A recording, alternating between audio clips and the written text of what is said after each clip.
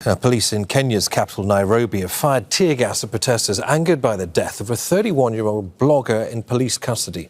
President William Ruto earlier said the man died at the hands of the police, contradicting initial accounts of his death. Officials had claimed he died during self-inflicted injuries, but an autopsy revealed that he was assaulted. The blogger was known for being critical about political and social issues. Well, Malcolm Webb is following the story for us. He's in Nairobi live. Malcolm, what are protesters demanding?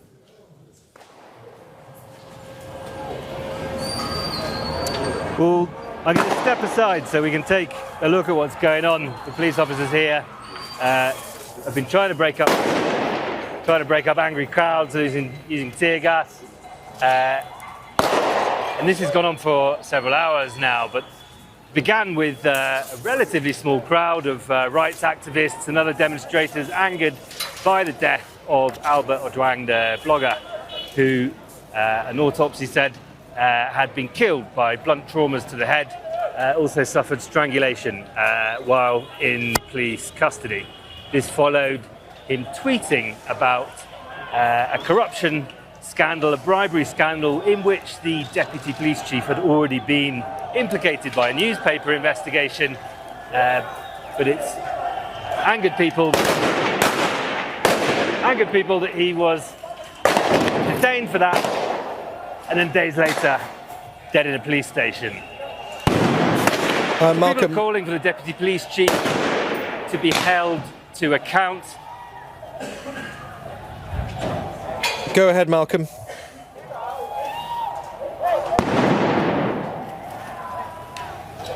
if we can take a look up here, we can see some of those demonstrators.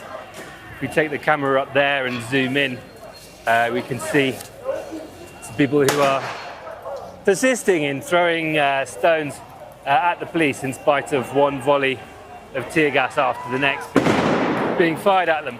Yeah, there were calls for the deputy police chief to resign, people saying he should be investigated, he should be tried. President William Ruto has called for investigations, but one of the reasons this is making people so angry is because of the spate of what rights groups say have been extrajudicial killings, disappearances and arrests that began a year ago when these very streets were filled with many thousands of protesters who were demonstrating against the government plan to increase taxes. And that also prompted demonstrators to campaign against corruption and led to widespread demands for President William Ruto to step down.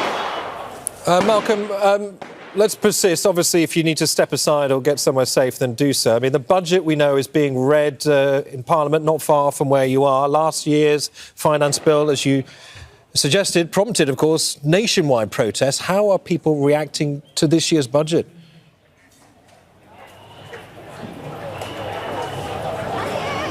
Well, this year's budget doesn't propose the same kind of significant tax hikes that last year's initial proposed budget did, although there are some tax increases and some changes to taxation methods, but there have been objections to it expressed because of excessive data collection by the Revenue Authority. Activists point towards that being used for further oppression, the government accessing people's data from people's mobiles and so on. Also complaints that some formerly zero-rated VAT inputs for businesses will be subject to tax. And that's going to, concern is that'll put prices up for consumers. But it's very much the death in police custody of Albert Ojwang that's triggered this round of demonstrations, but at a time when the economic troubles for most Kenyans haven't got better. The cost of living is still high. The government's still struggling to keep up with a significant debt burden that's widely attributed to years of economic mismanagement and widespread corruption. And then this also comes at a time that revenue collections are down in spite of taxes going up. So definitely a sense of frustration, a simmering discontent with the government, and Kenya's economic woes aren't getting any better either. Well, of course, we can see that discontent behind you, thick plumes of what look like tear gas as we see more anger on the streets of the Kenyan capital, Nairobi. Malcolm, many thanks for the update. Malcolm Webb there.